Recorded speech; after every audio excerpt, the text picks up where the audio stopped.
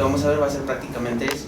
Cómo determinar si un gas es explosivo, si es asfixiante, si es tóxico, cuáles son las características que tiene cada uno de ellos, en dónde pueden llegar a encontrar alguno de estos gases, cómo detectarlo, cada uno de los dispositivos de control y sus diferencias entre familias y algunas otras cosillas, ¿no? Algunos tips y cosas interesantes que vamos a estar checando. Prácticamente este es el primer curso que vamos aquí a dar en Dominion a personas externas a la empresa. Normalmente este curso ya lo están tomando nuestros internos para poder ofrecerles a ustedes lo que es el material. Okay. Bueno, primero, ¿qué es un gas? ¿No? La diferencia principal entre los estados de la materia es la composición de sus moléculas. ¿Okay? Cuando la molécula de algún material están demasiado separadas entre ellas, pero no lo suficiente como para dejar de coexistir una con otra, se dice que es un gas. ¿Okay? El gas, otra característica que tiene es que toma la forma del recipiente que lo contiene. ¿Okay? Y es muy fácil que este gas pueda moverse o con fluidez en una ductería o en un área abierta. ¿Okay? Eso es lo que lo diferencia a un gas de un fluido normal líquido, digamos, que sus moléculas están lo suficientemente unidas, pero no tanto para considerarse un sólido. ¿Ustedes saben cómo se llama el estado de la materia o los materiales que están entre dos estados diferentes, específicamente entre el líquido y el sólido? Como la gelatina, los geles, nosotros mismos. Nosotros no somos sólidos, ¿no? ¿Por qué no somos sólidos? ¿Cuál es la característica de un sólido? Tiene una estructura definida, muy compacta. Ajá, tiene una estructura definida y compacta, eso es muy correcto. ¿Qué es lo que pasa cuando nosotros nos sentamos en una silla? ¿No? Vulgarmente se dice que nos desparramamos. Prácticamente lo que está sucediendo es de que nuestro cuerpo está acomodándose al recipiente que lo está conteniendo. No de una manera como lo haría un líquido, que tiende a llevar un nivel, digamos, parejo. Si tú viertes en un líquido en cualquier, digamos, recipiente, aunque tenga formas diferentes, va a tener una forma, digamos, limitante, ¿no? No va a ser uno arriba y otro abajo, a menos que le metas presión o algunas otras cosas, ¿no? O juegues con el nivel del mar. Entonces, en ese caso, nosotros no seríamos sólidos. ¿Nuestros huesos son sólidos o no son sólidos? Sí, son sólidos, eso sí. Entonces, nosotros realmente no somos ni sólidos, ni líquidos, ni gas. Nosotros somos algo que se llama coloide. ¿Okay? Un coloide es el estado de la materia que está entre el líquido y el sólido.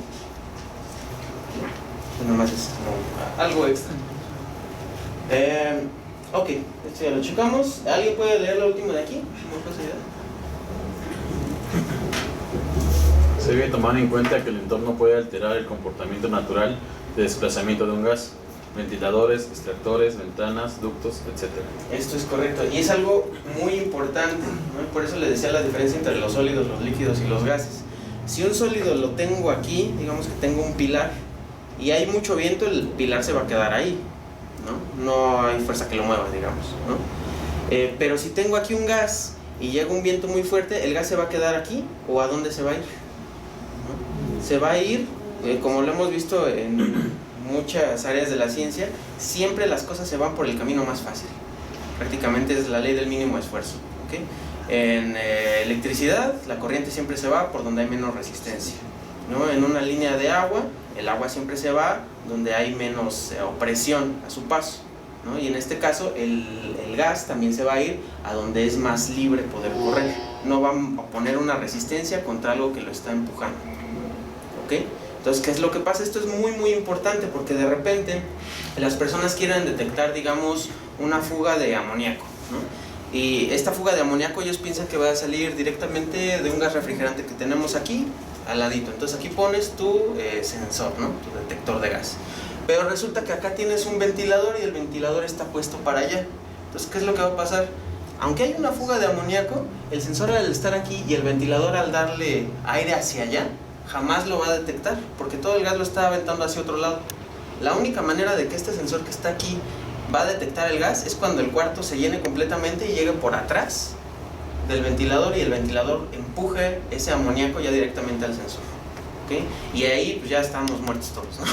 Entonces es muy importante en dónde vamos a poner nuestros sensores, nuestros dispositivos de sensado. ¿Okay? Vamos a tener que tomar en cuenta el entorno, porque cualquier cosa, una ventana, un extractor, un ventilador, va a afectar el cómo se va a estar moviendo. ¿Vale? Okay. ¿Por qué detectar? Hay diferentes peligros a los que nos enfrentamos cuando estamos hablando de gases, ¿no? Nosotros podemos tener desde un simple desmayo hasta la muerte, ¿no? Prácticamente esto le engloba todo. Un gas asfixiante puede desmayar 5 segundos, 7, 8 segundos, te puede poner en coma, 10 segundos ya estás muerto. Un gas tóxico puede causar problemas ya sea en tu interior al inhalarlos o en el exterior solamente al tener contacto con tu piel. Ahorita vamos a ver qué tipo de problemas. Y los explosivos, pues así queda, ¿no? Vamos a ver uno por uno cuáles son las diferencias entre cada uno de ellos. Y si alguien conoce alguno, por favor me lo comenta, ¿ok? Primero vamos a empezar con los gases asfixiantes. Las características de los gases asfixiantes es que desplazan la proporción esencial de oxígeno en el aire, ¿ok? Entonces, ¿qué es lo que pasa? Si yo tengo un gas asfixiante, como es por ejemplo el nitrógeno, que inmediatamente hace a un lado el oxígeno, ¿qué va a suceder? Yo respiro normalmente oxígeno y exhalo, ¿ok? Al exhalar nosotros generamos, ¿qué gas? CO2, dióxido de carbono, es correcto. Ese también es un gas peligroso, ahorita lo vamos a ver, pero es de los menos peligrosos que te puedas encontrar. Ese solamente te va a dormir.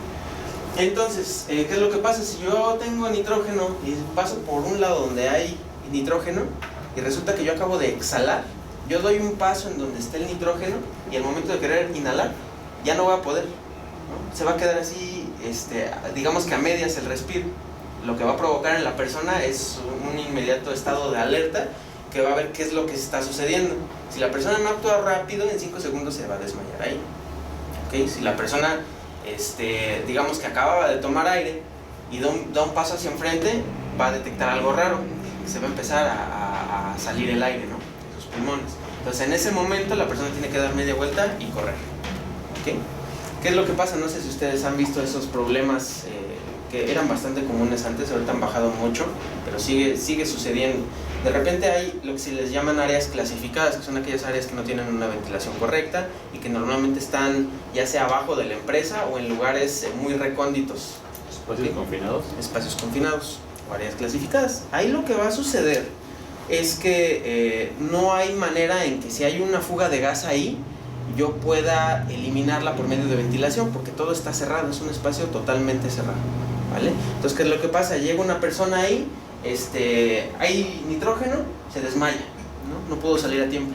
Y alguien por afuera ve, uy, ¿qué le pasó a ese cuate? Vamos a ayudarlo, ¿no? Va y se desmaya.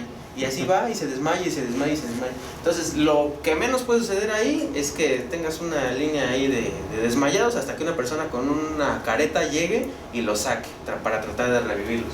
Lo peor es que tengas una pila de cuerpos ya ahí inertes, ¿no? Entonces es muy importante tener en cuenta que los gases asfixiantes son muy peligrosos. No son los que actúan en forma más rápida, estamos hablando de 5, 7 y 10 segundos, pero sí son importantes verlos por este sentido. ¿Okay? El aire contiene 21% de oxígeno. ¿Ustedes creen que el oxígeno pueda ser malo para la salud si hay demasiado o si hay muy poco? ¿Qué es lo que pasa cuando hay muy poco? Ya lo vimos, ¿no? Estamos desplazando oxígeno, no hay el suficiente, no podemos respirar, nos morimos. Si hay demasiado oxígeno, ¿qué pasa? ¿Ninguno de ustedes recuerda cuando iba a algún viaje con la familia de niño y se asomaban al carro? Todo el aire les entraba, ¿no? Y les costaba trabajo respirar. Querían hacer una bocanada de aire, no se podía, porque era demasiado el oxígeno que existía en ese momento. ¿Okay? Entonces lo que va a pasar ahí es que si hay demasiado oxígeno no vas a poder respirar y también va a pasar lo mismo que si no hubiera. ¿Okay? Te vas a desmayar o a morir. ¿Okay? ¿Tienen duda aquí? Yo siempre he tenido duda en los tanquecitos para las personas que tienen poca. Es una combinación de oxígeno con otros gases, ¿no? Sí. No es puro oxígeno. No es oxígeno puro. De hecho, el oxígeno puro normalmente solo se utiliza para hacer combustión. Ahorita vamos a ver un poquito de eso. Realmente eso sí es un complemento de varios gases. De hecho, aquí lo vemos, ¿no? El aire que estamos respirando es 21% de oxígeno. Todo lo demás, del 80%, 79% son otros gases. Incluso gases tóxicos y peligrosos para nosotros. Pero están en cantidades tan pequeñas que no nos van a estar afectando. ¿Okay? Lugares, por ejemplo, las personas que trabajan mucho con gases refrigerantes como el amoníaco, tienen un porcentaje más alto de probabilidad de poder tener, por ejemplo, cáncer. ¿Okay? Porque aunque nosotros estamos respirando amoníaco en el aire en cantidades muy muy pequeñas, ellos que están trabajando ahí diario, pues lo están respirando cada vez más. Sí. ¿Okay? Inclusive hace muchos años, ¿no? Como 40. En los centros de cómputo había los sistemas para contra incendios. Uno de ellos tenía unos tanques de un gas que no me acuerdo el nombre, pero precisamente si se detectaba humo o algo, se accionaba la alarma, todo el mundo se tenía que salir corriendo. Porque salía ese gas Lo que hacía era eliminar el oxígeno. Es correcto. ¿Sí? Eliminar el oxígeno. Eso nos lleva, de hecho, al siguiente punto. ¿Por qué creen ustedes que si hay muy poco oxígeno, o sea, si le quitamos el oxígeno a un incendio, desaparece el incendio? Porque es parte del triángulo del fuego, ¿no? Exactamente. ¿Cuál es el triángulo de fuego? El oxígeno, la ignición y el Ajá, es correcto. Tenemos el triángulo de fuego, ¿no? Fuente de ignición o chispa, comburente y el combustible. Siendo el comburente, oxígeno. ¿Okay? Si no hay oxígeno, aunque haga chispa y haya también combustible, no va a prender. ¿Okay? No va a explotar, no va a haber incendio. Si hay demasiado de alguno, tampoco va a generarse. Eso lo podemos ver aquí. ¿Okay? Si el oxígeno es demasiado pobre, aunque haya demasiado gas, no va a generar una flama. ¿Okay? Y si por el contrario el oxígeno es demasiado grande, tampoco se va a generar. Tiene que haber una proporción ya establecida, eso lo podemos ver más que nada en control de combustión, entre la cual nosotros vamos a tener un área donde sí va a haber una flama. ¿Okay? Esto se le llama porcentaje LEL o porcentaje UL.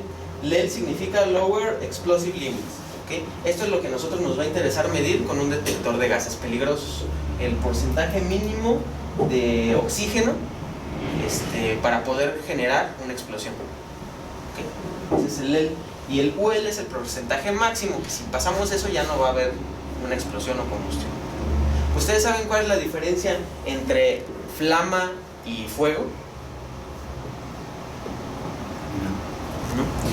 En principio pues es lo mismo, ¿no? Es fuego. La diferencia viene en cómo nosotros estamos interactuando con él. ¿Okay? Es flama cuando el hombre lo está controlando. Si tenemos un encendedor, es una flama. Si tenemos un quemador, es una flama. ¿Okay? Si de repente tiramos un cigarro en el campo y todo empezó a arder, eso ya no lo estamos controlando, eso ya es fuego. ¿Okay? Entonces cuando hablamos de fuego es que no lo estamos controlando, y cuando hablamos de flama es que sí lo estamos controlando. Eso es muy importante porque en sistemas de detección de incendios eso es lo primero que discrimina el detector. ¿Okay? Si es algo que está generando el humano o si no. Bueno, a propósito, ¿no? De todas maneras lo generamos aunque no queramos. ¿Tienen dudas aquí?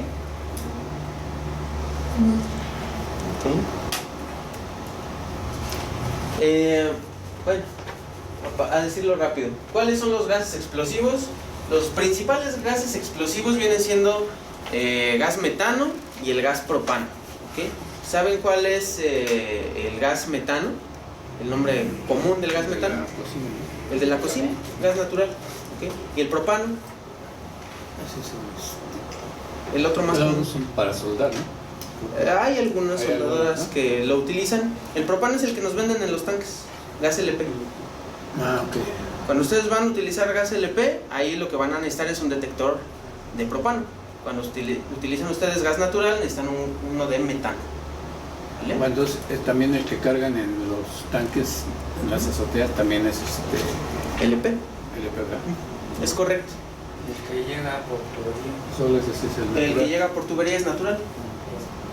Parece que es un sensor para gas natural. Exactamente. Ahorita vamos a ver todos los tipos de sensores y en dónde se utiliza cada uno.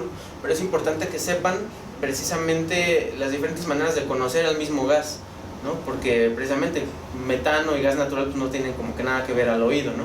Pero en realidad es lo mismo. Ok. El tercer tipo de gases son los tóxicos. Estos digamos que son de los más feos. Porque con un gas, digamos, asfixiante, pues te desmayas y ya ni sentiste nada, ¿no? Con un gas explosivo, pues explotaste y ya no sentiste nada, ¿no? Es rápido. Pero con un gas tóxico puedes estar días en cama antes de morir. ¿Ok? Entonces es muy importante que estos en específico sean detectados de la mejor manera o con la mayor rapidez. Vienen siendo el amoníaco, óxido nítrico, fosfina, etc., ¿no? Todos estos son gases tóxicos. ¿Qué es lo que va a generar un gas tóxico? Quemaduras, tanto internas como externas, dependiendo del gas. Escozor, ceguera, parálisis y hasta la muerte. ¿Okay? Escozor es comezón en la piel, ¿vale? Hay gente que ha inhalado ciertos tipos de ácidos, los cuales te generan cicatrización en los pulmones y de repente ya no puedes ni siquiera aspirar porque ya no se inflan. Entonces te pegan de una manera mucho más fea que otros tipos de gases.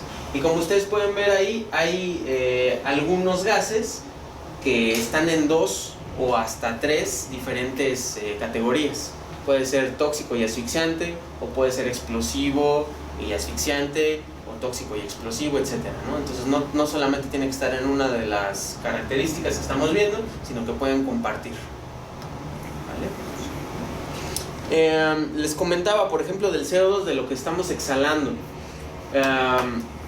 En la teoría del aire acondicionado se supone que no debemos de hacer esto, que es los generadores de aire acondicionado como este es el que está allá, están especificados para cierta área, ¿okay?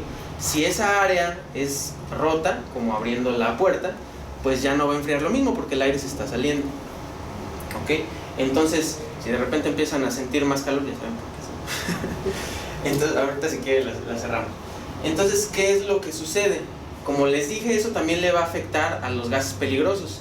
Si yo estoy generando mi estudio para nada más este cuarto, pero resulta que de repente a alguien se le ocurrió meter un extractor, pues ya la medición ya no va a ser la misma que sin tomar en cuenta eso.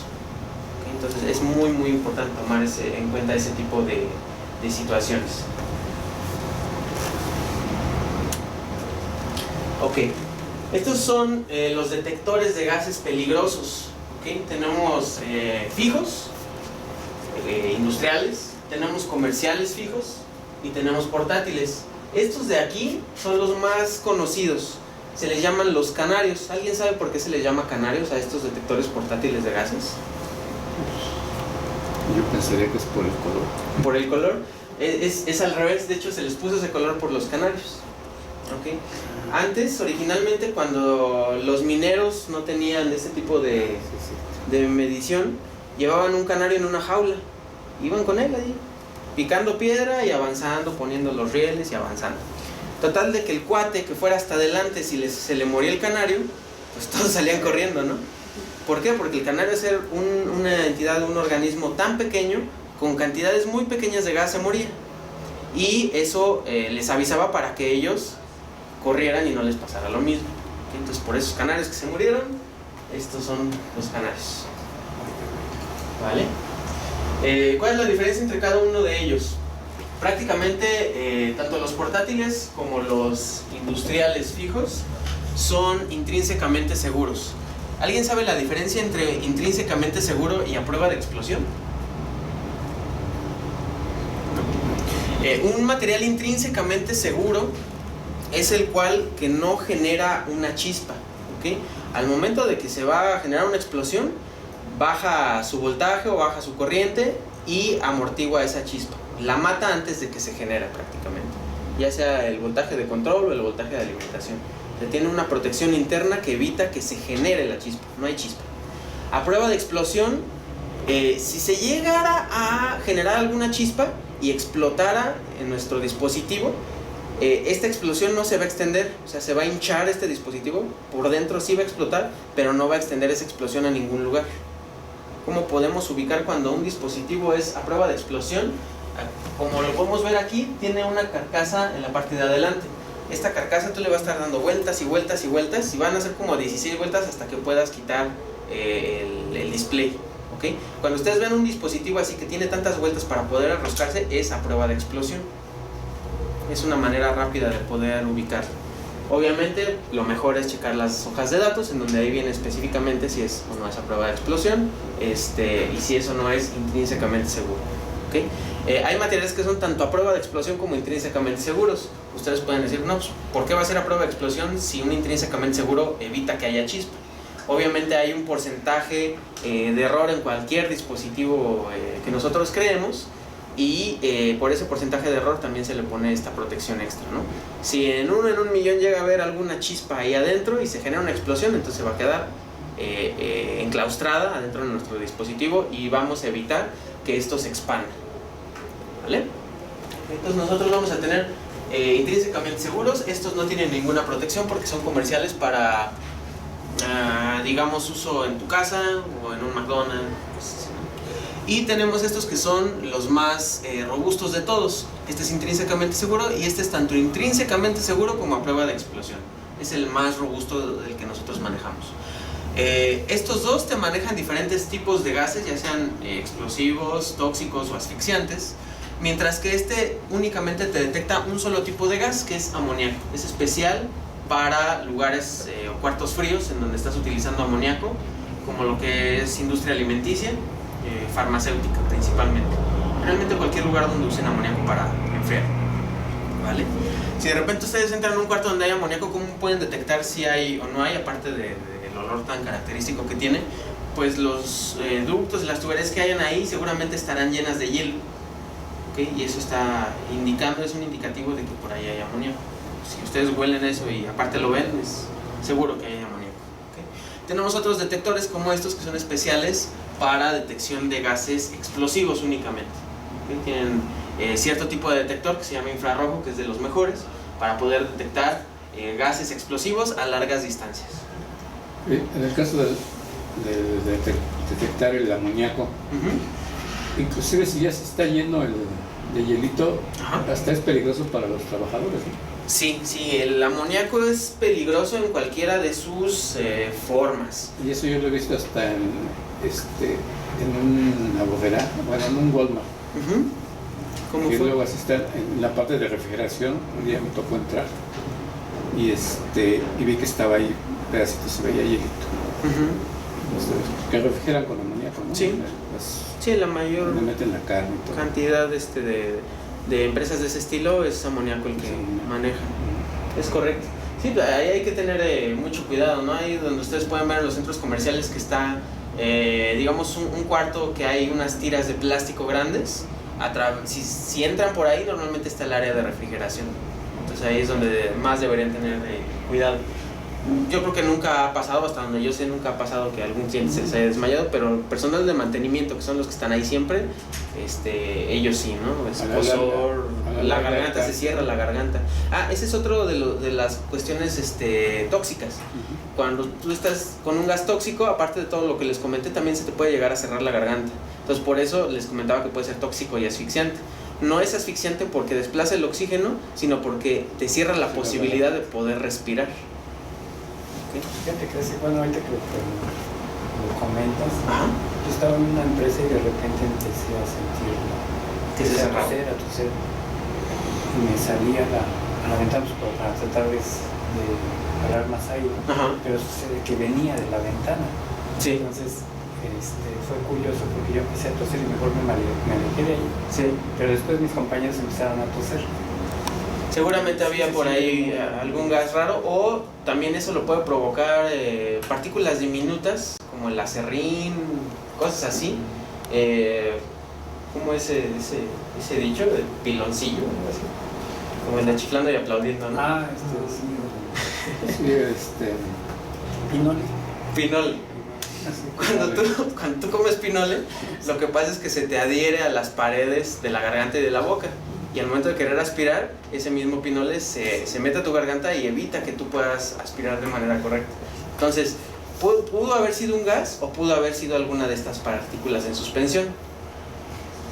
Es correcto. Ok. Para la parte comercial tenemos estos que no tienen ningún tipo de protección prácticamente. Tienen algunas certificaciones, pero no es protección en sí. Estos te sirven para detectar lo que es el monóxido de carbono, el dióxido de carbono y algunos gases, gas natural, gas LP, y le paramos de contar. No es mucho, porque es precisamente lo que se va a estar utilizando. Este tipo de materiales se utiliza principalmente en casas, en oficinas, en bancos, en estacionamientos, en lugares de comida rápida, etc. ¿Qué es lo que pasa? Cuando nosotros estamos exhalando el dióxido de carbono, que estamos hablando hace ratito, y tenemos un cuarto sellado, que es lo que les empecé a decir hace rato, del movimiento de los gases, lo que pasa es que el porcentaje de oxígeno en el cuarto va a empezar a disminuir poco a poco, porque lo estamos aspirando todos, y poco a poco va a ir incrementando el dióxido de carbono. Cuando este porcentaje sea muy rebasado del dióxido contra el oxígeno, vamos a empezar a respirar puro dióxido de carbono, ¿no? Entonces van a pasar dos cosas. Si baja el nivel de oxígeno, nos empezamos a adormilar y a dejar de respirar de manera correcta. ¿Okay? Por eso te dicen oxigénate. Cuando te dicen oxigénate es que respires, que te vayas a echar la cara o que hagas jogging. Eso oxigena el cerebro. ¿Okay? Porque no sé si sabían, hay varias maneras de desmayarte. Por ejemplo, si no hay paso de sangre al cerebro, te desmayas. Si no hay paso de oxígeno al cerebro, también te desmayas. ¿Okay? O por un dolor muy fuerte, cosas así. Entonces, todo esto te lo puede llegar a ocasionar alguno de los gases que estamos viendo. Hay gases que incluso incrementan la presión de la sangre, y eso va muchas veces a evitar que tú puedas ser oxigenado de manera correcta. ¿Okay? Y tenemos los portátiles, que son los primeros que hablamos, ¿no? Esto lo utiliza principalmente las personas de mantenimiento o en minas, que se la van a poner aquí, van a entrar a lugares peligrosos y cuando detecten un gas peligroso van a salir corriendo. Es prácticamente su función, salvar vidas, ¿no? Entonces, esto salva vidas del personal. Esto es para confort, mucho confort, y esto es para seguridad industrial, para evitar que explote tu planta o que todo el mundo esté ahí desmayando. ¿Okay? Otro gas que puede detectar este sensor, que se llama entry point, es el monóxido de carbono. El monóxido de carbono, al contrario del dióxido, que solamente te va a dormir, lo que va a suceder es de que aparte de empezar a dormirte, te empieza a paralizar. Y después de paralizarte, poco a poco te empiezas a dormir, y al momento de dormirte al 100% ya no vuelves a despertar. ¿Okay? Esta es una forma muy común de suicidio en los Estados Unidos. Seguramente la hayan visto en alguna película. Se meten en su cochera, ponen una manguera en su escape y la meten a la ventana, la atoran.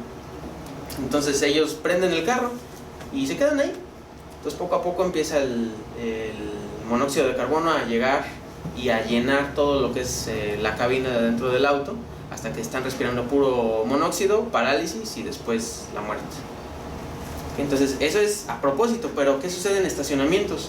Hay muchos estacionamientos, principalmente en Estados Unidos, que son gigantes, en los cuales por tanto carro que está pasando por ahí, y al ser un entorno cerrado, están generando dióxido, y de repente hay tanto que una persona que se fue a esconder hasta lo más recóndito del estacionamiento, se bajó del carro y sintió el dióxido de carbono y ahí se quedó. ¿Okay? Y han habido muchos muertos por dióxido de carbono. Eso también pasa mucho, por ejemplo, en México. Han sucedido, de hecho, spots en la televisión y el radio que dicen, oye, tienes que apagar tu anafre, bla, bla, bla, ¿no? Esto es porque ciertos calentadores, o el quemar carbón, etcétera, generan monóxido de carbono. Entonces, al no tener un ambiente, digamos, como aquí, en donde se puede escapar ese gas, se está concentrando.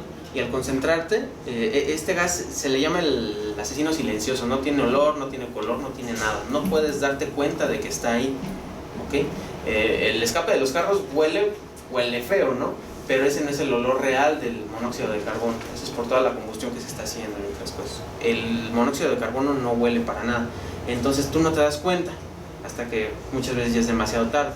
Luego las personas ponían su anafre, obviamente cerraban las ventanas porque querían tener calor y a la mañana siguiente pues ya no despertaban.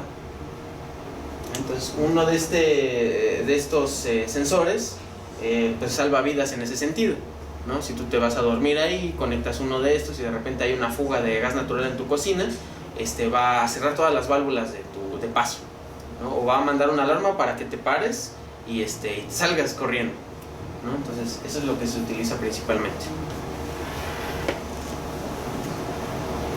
Ok.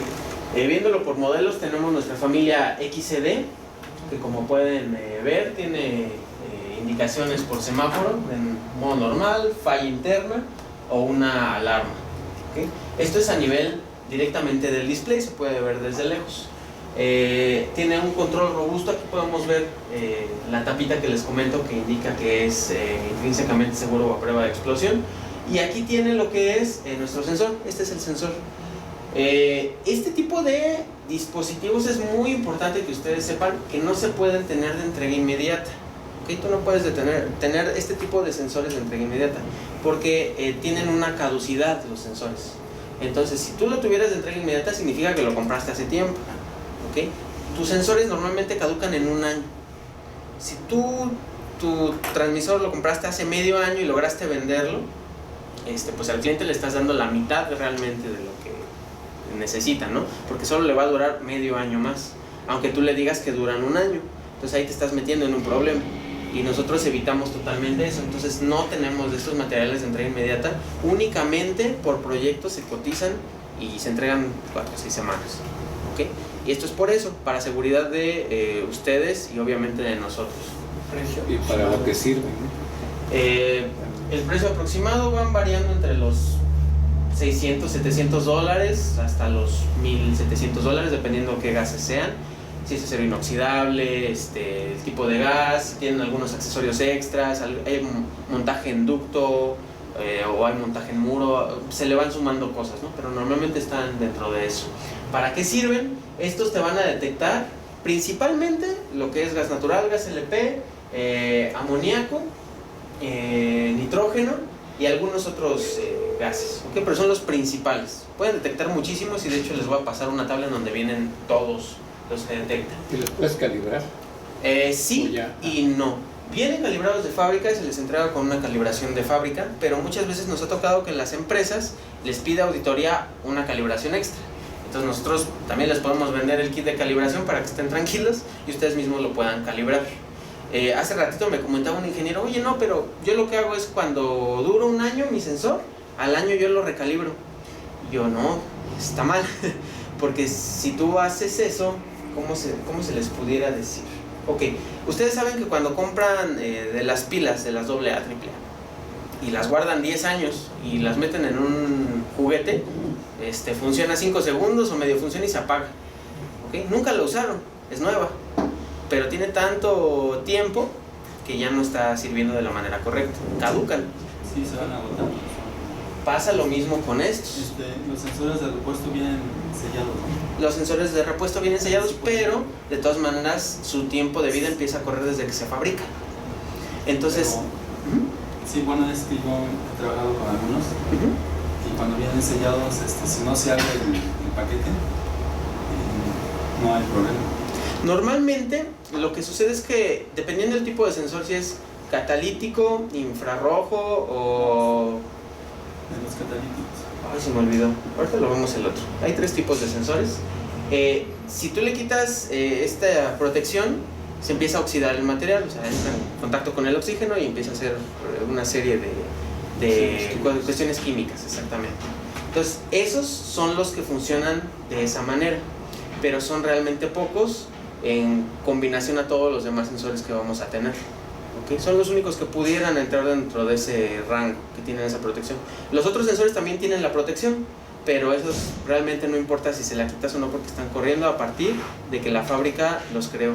Ahí, ese de hecho es muy importante, porque nos ha tocado lugares donde se venden los transmisores, los sensores y todo, lo ponen y luego se alarma. oye, ¿por qué está alarmado si aquí ni siquiera hay gas? Nomás lo estábamos probando en un entorno cerrado, ¿no? Lo que sucede es que no le quitaron esa protección y hace que una de dos, o que siempre esté alarmado o que nunca se alarme, que las dos son preocupantes, ¿no? Entonces lo que hay que hacer es precisamente cuando se instala el sensor, hay que quitarle esa protección, es algo muy importante porque si no, no va a servir. Es como en las cámaras termográficas, tú le tienes que quitar la protección de la mirilla para poder medir, si no, pues miras el interior de tu tapa, ¿no? Bueno, estas son todas las aprobaciones de las que tenemos, varias clases, varios grupos, y tenemos varias opciones, como les comentaba, pueden ser de acero inoxidable, y pueden tener incluso comunicación modus si ustedes quieren integrarlo directamente a algún PLC que ya tengan. Y la opción de sensor remoto que es, te transmite. El sensor remoto es algo muy interesante. Este sensor lo tenemos aquí directamente. Los remotos se llaman RTDs, XCD, RTD. Lo que te dice eso es que aquí va a tener prácticamente una manguera de metal, la cual va a tener cierta longitud y al final de esa longitud va a tener el sensor. Entonces lo que va a hacer es que ese sensor va a detectar el gas y adentro de esa manguera de metal va a mandar la señal eléctrica para que funcione. ¿Vale? Entonces ese es el sensor remoto que nosotros podemos ofrecer. ¿Hasta qué distancia? Más o menos son como 5 metros me parece. Lo tendría que revisar exactamente, pero por lo que recuerdo en esa instalación que teníamos eran más o menos 5 metros. Sí, tienen que ser pocos, ¿no? Sí, sí tiene que ser poco. Nosotros estamos más o menos a esta distancia y el sensor estaba como por aquí en el techo. Entonces, más o menos unos 5 metros de la circunferencia. Máximo. Sí. No le hace. Igual si gustan les puedo dejar hojas técnicas para que puedan checar toda la información. Ok, como les comentaba, hay tablas de selección. Aquí en las tablas de selección nosotros vamos a poder ver los modelos. ¿Y cómo vamos a seleccionar ese modelo? Pues es que algunos detectan gases combustibles, algunos detectan gases específicos, o por la fórmula química, ¿no? O C2H algo. Entonces, esta es la fórmula, digamos, base de cualquier gas explosivo. El metano, propano, hexano, butano, octano, etcétera. Todos esos tienen la misma base, digamos, solamente se le van agregando hidrógenos o Cs, ¿vale? Entonces lo que va a pasar es que de acá arriba está calibrado, digamos que a la mitad de ellos, ¿ok? Para poder detectar a todos. Entonces es el menos exacto, pero tiene un rango más amplio de detección. Y los que están acá abajo son específicamente diseñados para poder detectar este gas. También te pueden detectar, de metano te puede detectar propano y octano y lo que sea, pero está específicamente diseñado para detectar metano. Está a la mitad, entonces te puede detectar lo que quieras, pero es menos exacto. Se puede usar para detectar el gas de... ¿Cuál es el de la gasolina? El de la gasolina, bueno, hay diésel o... Bueno, depende, pero... Creo que es octano. ¿Es octano? Creo que sí, porque dicen octanaje para definir si es premium o magna. Y en el diésel creo que es otro. Pero bueno, ok, ese tipo lo puedes... Lo detecta, exactamente. Por ejemplo, como son varios, lo puedes poner en una gasolinera y se debería de utilizar. Calibras para cierta cantidad. Ahí también hay algo muy importante, por ejemplo, en el uso en gasolineras. ¿Por qué no vemos por todos lados sensores de gas en las gasolinerías? Porque normalmente en una gasolinería pues está el aire libre y lo que sucede es que el aire pues está siempre corriendo. Entonces si tú pones un sensor realmente va a ser muy difícil que vaya a detectar, a menos que ya sea una congregación muy alta. Que lo normal pues no pasa nada, pero si ya es una concentración, pues no te dice que se calibra para que si ya la concentración es demasiado alta, no sé, 100% de lo normal, pues ya es peligroso. Es correcto. De hecho, estos, por ejemplo, no tanto que se calibren, ahí lo tendremos que ver de una manera diferente. Una parte es la calibración, que ustedes la pueden hacer con el kit o que viene ya de fábrica, que principalmente los que lo piden son los de auditoría. O la otra es que ustedes puedan checar qué rango tiene y de acuerdo a este rango configurarlo. ¿Okay? Si ustedes quieren que este rango de porcentaje LEL se prenda al 50% del LEL, ustedes configuran ahí eso y que su alarma se prenda al 50%. Pero ya no es cuestión de la calibración del sensor, sino directamente de cómo va a operar tu transmisor. ¿vale? Esa es como que la diferencia entre uno y otro. El precio de arriba, más o menos. Ese es de los más económicos, están como en 700, más o menos. Ahorita, de hecho, si gustan, tenemos aquí un vendedor, podemos realizar cotizaciones, nada más. ¿Puedes traer tarjetitas? $300, ¿no?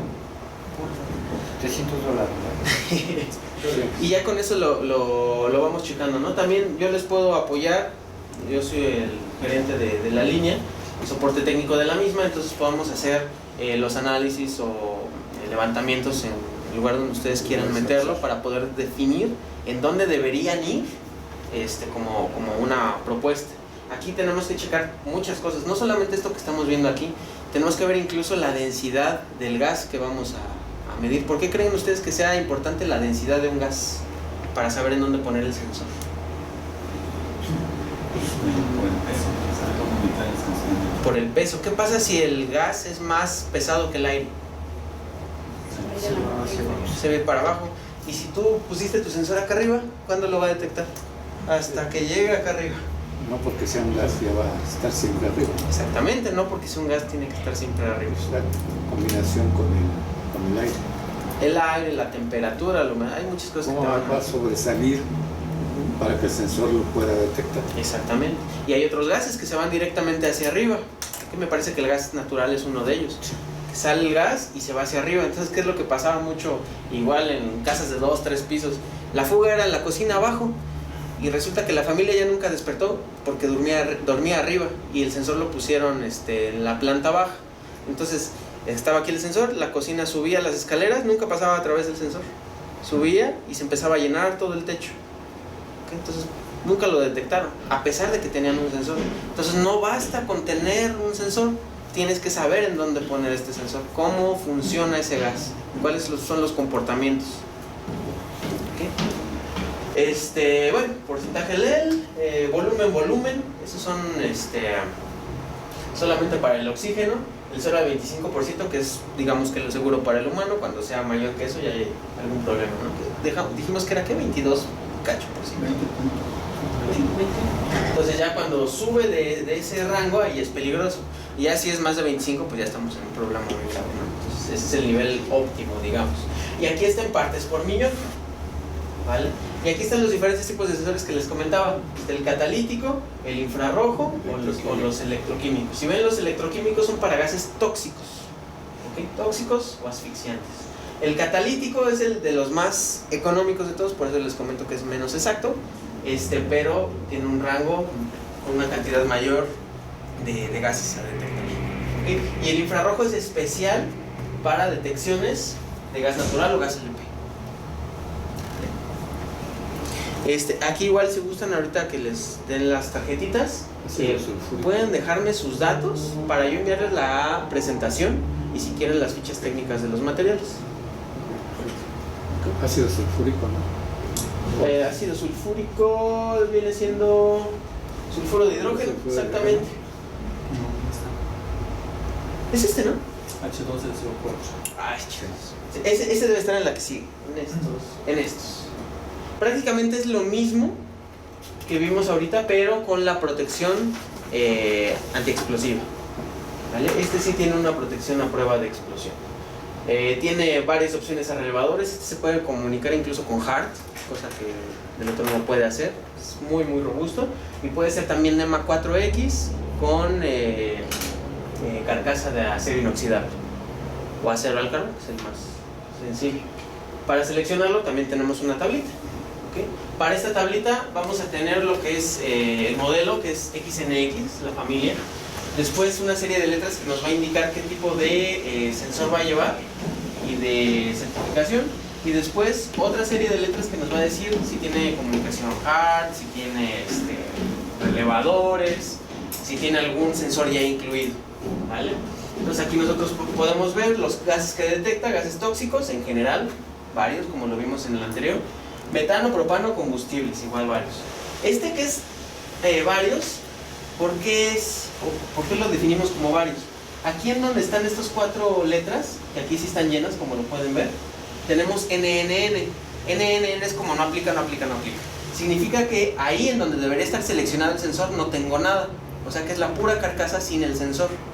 Para poder yo seleccionar el material completo necesito meter la carcasa y después seleccionar el sensor que está en esta tablota.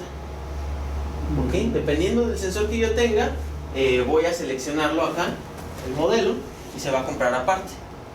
¿Vale? Aquí están todas las definiciones que nosotros vamos a tener para los diferentes tipos de gases. Disculpa, ¿podrías revisar una? Claro, claro.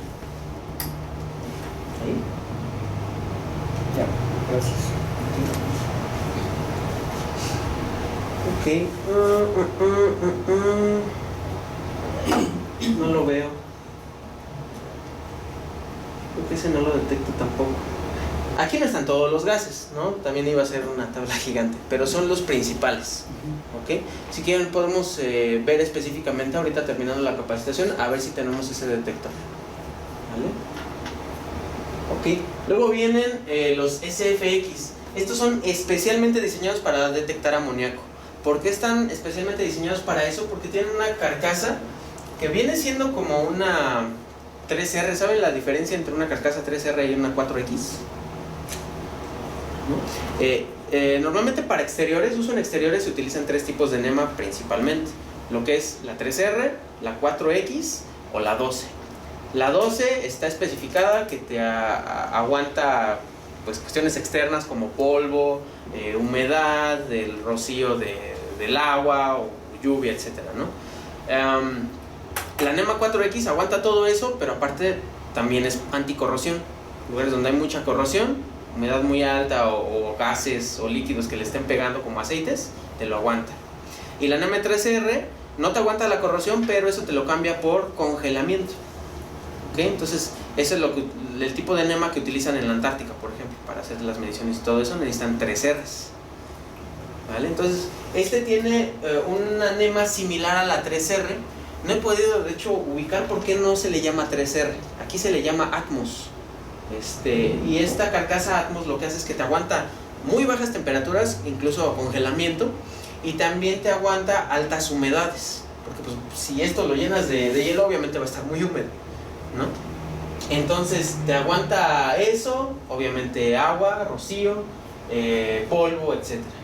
Entonces es una carcasa bastante robusta. Tenemos la opción de que tenga un display o de que no tenga display, y también tenemos la opción de que sea la cubierta o la carcasa de acero inoxidable.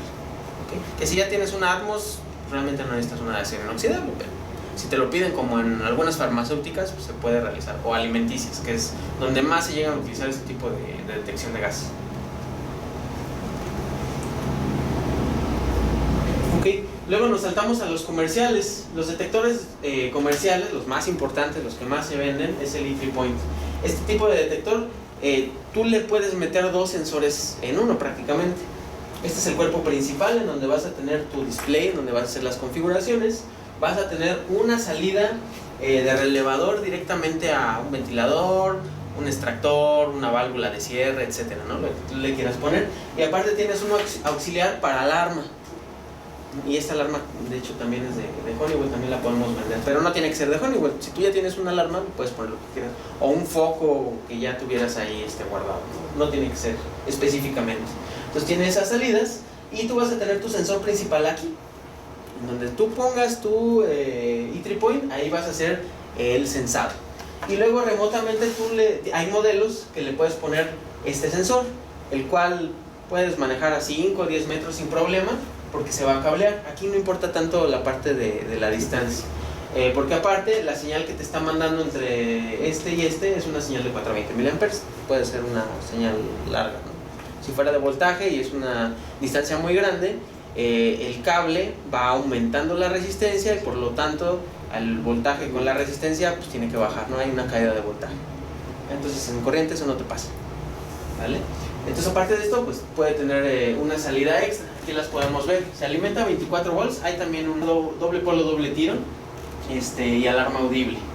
Tenemos la opción de 120 y una salida a doble polo doble tiro, o tenemos la opción a 24, se repite con la de acá arriba, pero la diferencia principal es que no tiene algo que se llama opción a tubo. No viene el modelo, a ver, se los voy a poner. Ahí está, estos son.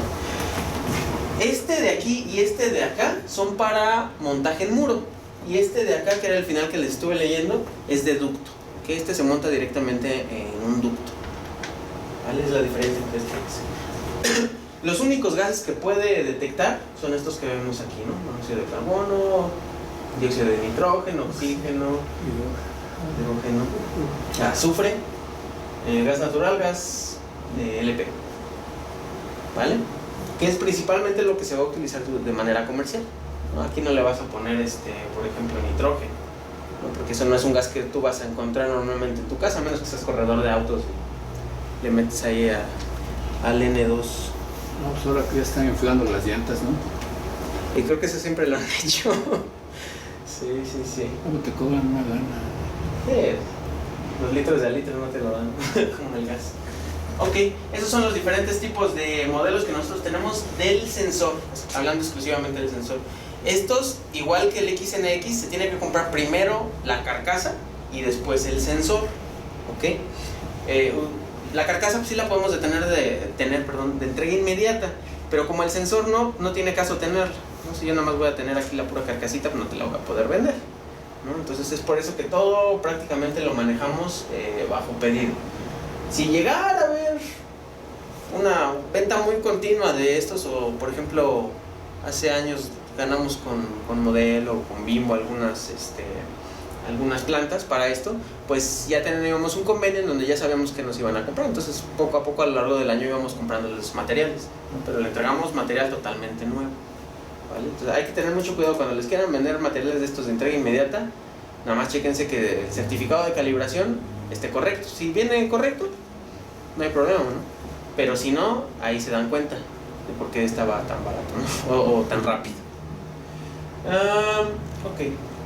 Esto prácticamente es lo mismo, el modelo, la descripción, y aquí pueden ver tanto la fórmula química como el rango que te va a medir, ¿vale? Entonces, esto que les voy a pasar no nada más es para que ustedes conozcan el producto, sino que ustedes mismos puedan hacer la selección del mismo, ¿vale? Y cuando lo necesiten, le piden al vendedor su cotización o me piden a mí que los vaya a apoyar para hacer un levantamiento. Aunque en el sensor remoto de hidrógeno para... Ok, sí, se me pasa esa parte. De aquí para arriba son los sensores que nosotros vimos aquí. Y este de acá, que es el remoto, son los que vamos a ver de aquí para abajo, ¿vale? Entonces, ¿qué es lo que pasa? Yo en un solo dispositivo puedo meter un sensor para oxígeno y otro de monóxido de carbono. Sí se puede hacer de esa manera. Porque puedes meter dos diferentes o puedes meter dos iguales para medir en dos puntos diferentes el mismo gas. ¿LEL qué significa?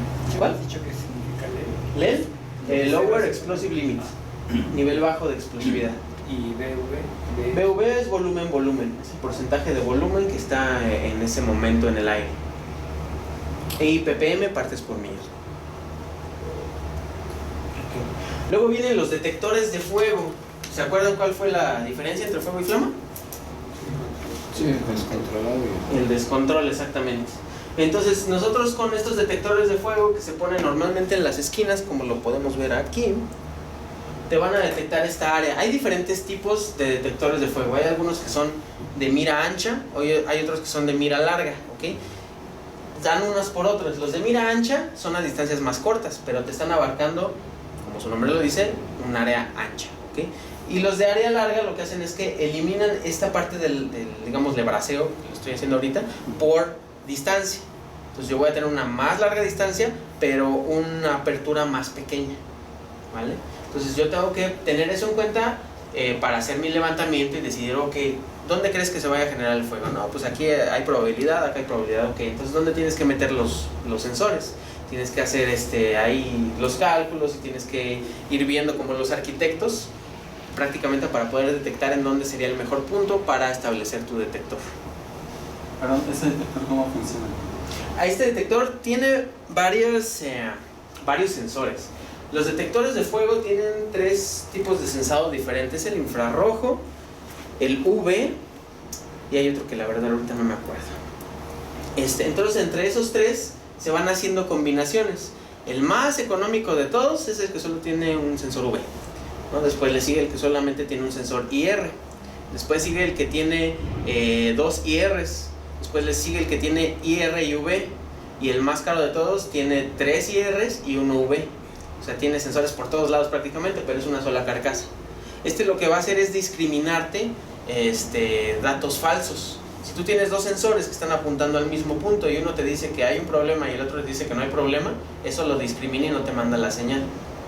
¿Ok? Si tú tienes 3 sensores y de los tres están diciendo que hay un problema, es seguro que hay un problema. ¿Vale? Entonces esa es la manera que tienen para hacer la discriminación. La radiación infrarroja, ¿cómo lo hacen? Como con una cámara, los colores más vivos, más cálidos, el blanco, el rojo, el naranja, el amarillo, indican puntos más calientes, mientras que los azules, los verdes, etcétera, te indican puntos más fríos. Entonces te está detectando la radiación que está emitida en el lugar en donde él está viendo, en el rango de visión, y dependiendo de ese rango de visión te va a generar una salida o te lo va a discriminar, ¿vale? Y el UV funciona de manera similar, pero en lugar de adquirir radiación infrarroja, funciona mediante radiación ultravioleta. ¿Ustedes saben por qué el infrarrojo se le llama infrarrojo? Está debajo del rojo, ¿no? Está debajo del rojo. ¿En dónde? Frecuencia. En la frecuencia, exactamente. Ah, no tengo nada para regalar. Nosotros vamos a tener el arco iris. El arco iris, ¿qué es lo que nos va a indicar? La luz visible para el hombre, ¿no? En la frecuencia sobre la que trabajan nuestros ojos, son esos 7 colores del arco iris. ¿Okay?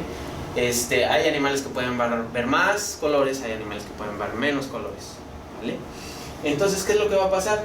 Se descubrió mediante un experimento hace muchísimos años, el mismo astrofísico que descubrió el planeta Venus, se llama William Herschel, descubrió por medio de una caja en donde ponía diferentes termómetros, que después de poner un termómetro en el color después del rojo, podía tener una temperatura diferente. ¿Cómo sacó el arco iris? Ustedes todos conocen el disco de Pink Floyd, que tiene un prisma, se le pone luz blanca de un lado y sale toda la paleta de colores. Todos lo han visto. Entonces fue lo mismo, puso un prisma, le puso una luz visible y deshizo esa luz blanca en los 7 colores. En los 7 colores puso termómetros y tomaba diferentes mediciones en cada uno de esos colores. Se le ocurrió poner uno después del rojo y vio que era más caliente todavía, ¿no? Entonces ahí dijo, oh, hay algo después del rojo, ¿no? Entonces por eso se le llamó infrarrojo. Digo, a otra escala es lo mismo que usan los telescopios para detectar si mate hay cierto tipo de gas o qué hay. Ajá. O en esa estrella o eso, a base de frecuencia y colores, ¿no? Es correcto, así Que ubican luz muchas emite cosas. cierto tipo de gas y ya con eso se detecta. Polvo estelar, mismo, todo eso. aquí nada más que chiquito. Es correcto, es algo muy similar, Bueno, pero similar. obviamente en una escala mucho más baja, ¿no? Sí, Bueno, esa es la historia del infrarrojo. Y hay otro que es el ultravioleta. ¿Por qué se le llamará ultravioleta? Si el infrarrojo se llama infrarrojo porque está abajo del rojo, el ultravioleta está arriba del violeta. Resulta que el color rojo es el primero del arco iris y el violeta es el último, ¿no? Entonces arriba del violeta está la radiación UV. No tenía que ver. ¿Qué es de los sensores que hay para el clima, ¿no? Bueno, cuando te dicen que hay demasiada radiación, que no salga. Eso te lo detectan de acuerdo a la radiación solar. Sí. Cuando hay por Hay los sensores, el hoyo en la capa de ozono y no hay nubes, etcétera, hay cuestiones significativas que aumentan el riesgo de que tengas cáncer de piel. Entonces Pero en no hay lugares sensores así- para esos son los sensores que lo instalados, ¿no? detectan. Normalmente son en laboratorios. Aquí es muy raro. En lugares de primer mundo, pues sí hay muchos sensores ultravioletas, pero aquí todavía no hay. Ojalá que a futuro empiecen a poner eso, porque sí es muy peligroso Sí, para el ya, humano. pues, pero bueno. Ok, luego tenemos los canarios, que ya comentamos. Tiene todavía un rango mucho más pequeño de detección, pero son los gases más comunes por los cuales ha habido accidentes laborales, ¿no? Porcentaje de explosividad, gas natural, gas LP, octano, propano, etano, etc. CO, oxígeno y azufre, ¿vale? Y estos cómo van a funcionar. Este es el mismo que este, nada más que le quitas la tapa y aquí están tus 4 sensores. ¿Vale? Entonces de tus 4 sensores tú vas a tener esta boquilla en la cual tú le vas a conectar la manguera y va a estar aspirando. Tiene una bomba adentro, bomba de absorción de aire. Explota. No la explosión. Sí.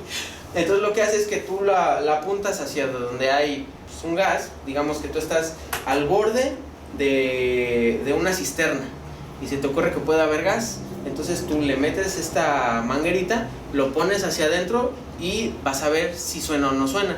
Si empieza a sonar, que suena como un juego de video, suena tiririrín, tirín, y empieza a vibrar, pa, pa, pa, pa, y vibra. Si hace eso, significa que ahí hay gas, que no tienes que meterte. ¿No? Si no hace nada es que es seguro, ¿vale? Entonces tiene 2 opciones: dejar la manguera para mediciones de larga distancia, puedes comprar mangueras de mayor longitud, o ponértelo directamente y tú ser el que lleva el sensor directamente. ¿Okay? Hay algunos que manejan, por ejemplo, este, que es para colgarse directamente, pero la mayoría ya lleva un clip en la parte de atrás, en la cual pues, en un chaleco de seguridad queda perfectamente.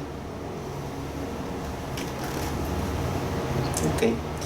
¿Hasta aquí tienen alguna duda? ¿Algo que quieran comentar o algo que quieren que me regrese incluso? ¿No hay equipo de muestra? Equipo de muestra. Tenemos algunos demos, pero lo que sucede con los demos es lo mismo. Como caducan los sensores, tengo que estar comprando cada año. Entonces ahorita ya se me caducaron todos. Tengo que volver a hacer la compra de estos sensores. De hecho vamos a hacer unas pruebas en no me acuerdo si era Coahuila o Chihuahua. Creo que era Chihuahua. En donde unas granjas para pollos quieren meter precisamente esto, ¿no? Entonces es una granja muy larga en la cual tienen que meter muchos sensores para poder hacer una detección correcta. Ah, eso es importante, qué bueno que lo mencionaste, de amoníaco, porque tienen que mantener frío y ellos se enfrían con amoníaco. Y ellos estaban preocupados, no, es que yo creo que si hay una fuga de amoníaco muy fuerte. Le digo, ¿se te ha muerto un pollo? No. Es como los canarios, ¿no?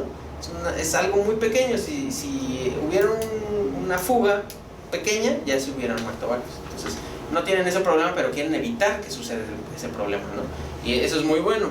Antes de que se muera el niño, pues tapar el pozo, ¿no? Entonces ese es algo muy importante. Vamos a tener un demo de amoníaco, vamos a tener un demo de gas natural, que es el más común, y de hecho tengo un demo de gases portátil, los 4 gases, y tengo uno comercial también.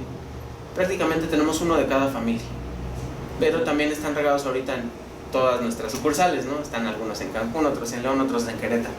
¿Los sensores que utilizan son diferentes para cada equipo, para los portátiles? Sí, como vieron en la última de las imágenes, si se acuerdan, aquí estaba nuestro canario. Vamos a ponérselas. Ahí está. Estos son los sensorcitos que llevan estos, muy pequeños, ¿no? Los sensores que lleva, por ejemplo, el XN, bueno, el de fuego, es una tarjeta que viene aquí atrás, totalmente diferente a los circulitos que vimos. Los sensores que llevan estos son cuadros o circulitos que no le queda a ningún otro, ¿no? Si se lo intentas poner a otro no le va a cuadrar. Los sensores del XNX es este, y si ven es muy diferente a este. ¿Son catalíticos? Hay catalíticos, infrarrojos o electroquímicos, de los 3 tipos. Entonces, pues realmente, pues igual y te lo pueden detectar, pero no lo vas a poder, pues enroscar y ponérselo directamente para que lo detecte el equipo, ¿no? Sería la única, digamos, diferencia. No, pues todos detectan. Esta es la adaptabilidad a cada uno, ¿no? La adaptabilidad es correcto. Sí, es como que lo principal, ¿no? Y también los usos, ¿no? Algunos nada más es para avisarte que hay un problema, algunos es para hacer control en la planta y cerrar válvulas para que vaya el personal de seguridad e higiene a ver qué es lo que sucedió. O sea, todo depende de cuál es la aplicación que tú te encontraste. Y de hecho, si les interesa todo esto, nosotros también certificamos clientes. Entonces, si ustedes ya trabajan con nosotros, se pueden acercar incluso conmigo y yo les agendo una cita con Honeywell. Prácticamente nosotros no ganamos nada de ahí, porque a nosotros nos interesa tener personal certificado. Entonces los acercamos con ellos ellos lo certifican en Honeywell Analytics y ustedes entonces ya tienen su certificado de que ustedes saben hacer calibraciones, selección de equipo, levantamientos, instalación, lo que ustedes quieran. Otra cosa muy importante ya para cerrar, prácticamente los sensores, es importante que ustedes sepan que no van a medir. Si yo pongo un sensor aquí, no me va a medir allá abajo, no me va a medir allá arriba, me va a medir de manera puntual. Donde está mi sensor es donde yo voy a medir. Normalmente se dice que 1 metro a la redonda de donde yo estoy midiendo es el área real de medición, ¿ok? Entonces, si ustedes tienen un entry point, por ejemplo, tienen su sensor aquí y después a 2 metros ponen el sensor remoto, en realidad ustedes ya hicieron una cadenita, porque de aquí a 1 metro está sensado y luego de aquí a donde está el otro sensor hay 1 metro, entonces también están sensados. Entonces ahí ya tienen una protección más grande, ¿ok? Entonces, obviamente no van a llenar de sensores toda la planta, ¿no? Tienen que saber específicamente en dónde puede generarse el mayor riesgo de ubicación de este gas y ya con eso en mente saber en dónde ubicar estos sensores de la mejor manera posible. Y todo eso se los enseñan en la certificación, de hecho, ¿no? Y ya con eso terminaríamos. ¿Okay? Muchas gracias.